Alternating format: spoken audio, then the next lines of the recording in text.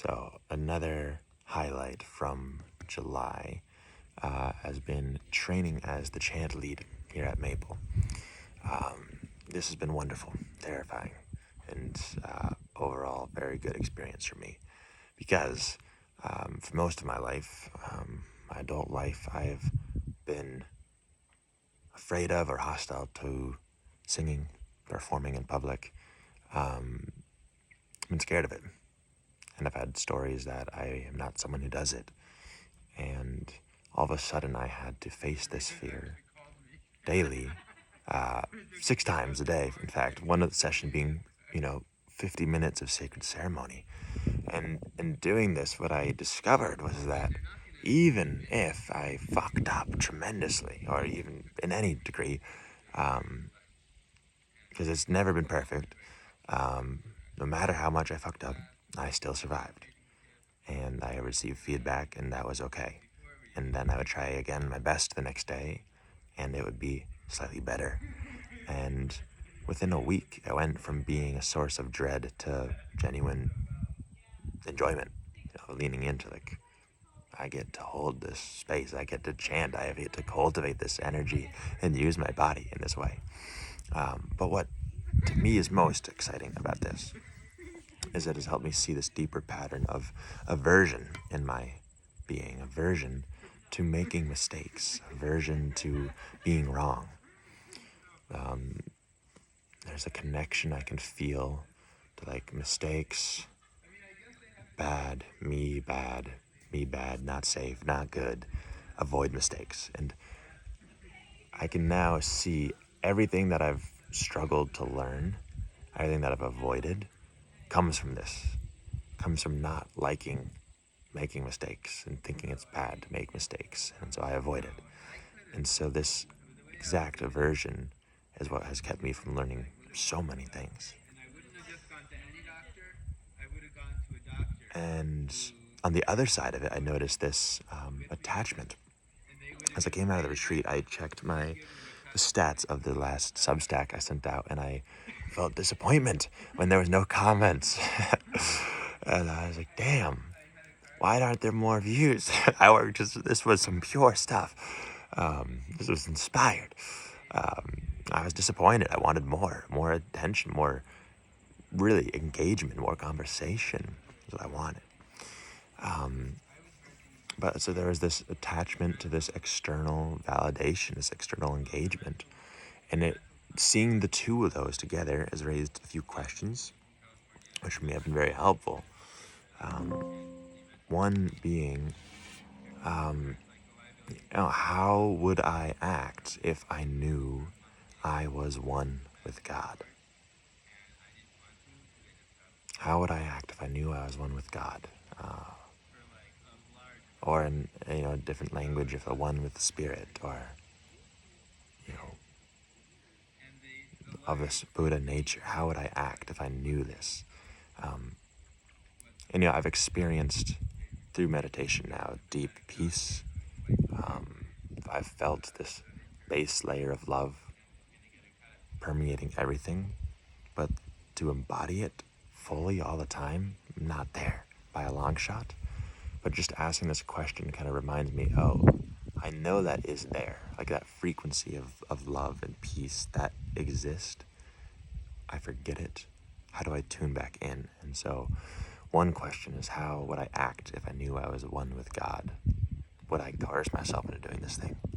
Would I be rushing? Another question that I think is brilliant from my friend Harry Tossig is something like this. How can I show reality I love her? Even if I feel the way I'm feeling right now, how can I emotionally show reality I love her? That one feels really good to me.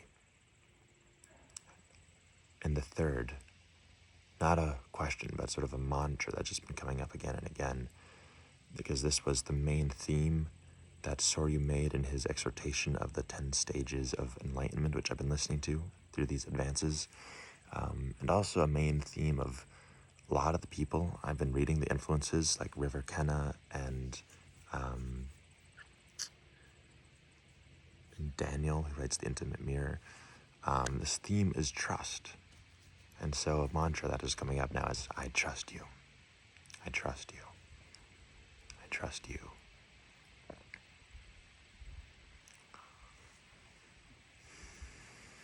And who is this you pointed at? Is it me saying it to myself? Is it me saying it to the universe? Is it God saying it to me? Any direction, I trust you. How would I act if I knew I was at one with God? How can I emotionally show reality I love her, feeling the way I am? And with that, the final note, the shift of the month is bringing all that to a focus in this moment, in this breath. Soryu said something like, if we don't really commit to this practice, if we just say, I'll do that later, 4 years down the line, whatever, or when I'm older, I'll do the meditation thing, I'll clear my mind, I will, strive for enlightenment, that'll happen later. If we keep saying later, by later, we'll only be better at making excuses to do it later. And so there's this thing of sincerely and genuinely engaging with the belief, I can do this. I can break through. I can reach enlightenment. I'm no different than the Buddha. I will do it in this breath. I'll do it in this moment. Whatever's happening right now, this is an opportunity to practice. And so, we practice.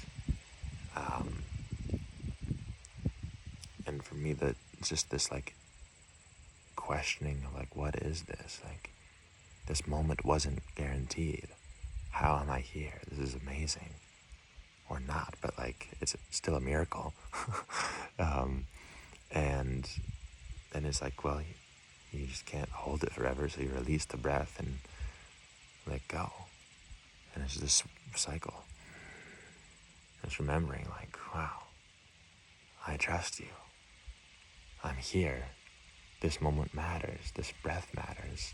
I can devote this very breath to the highest aspiration I can imagine. I can devote this breath to the benefit of all beings.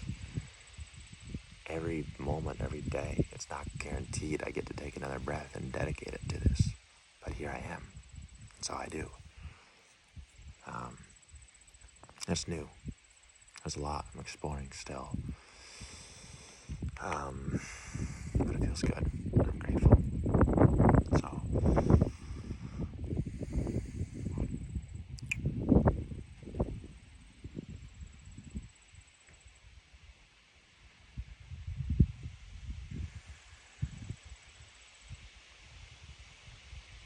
thank you, my friend. Happy July, happy August, happy summer.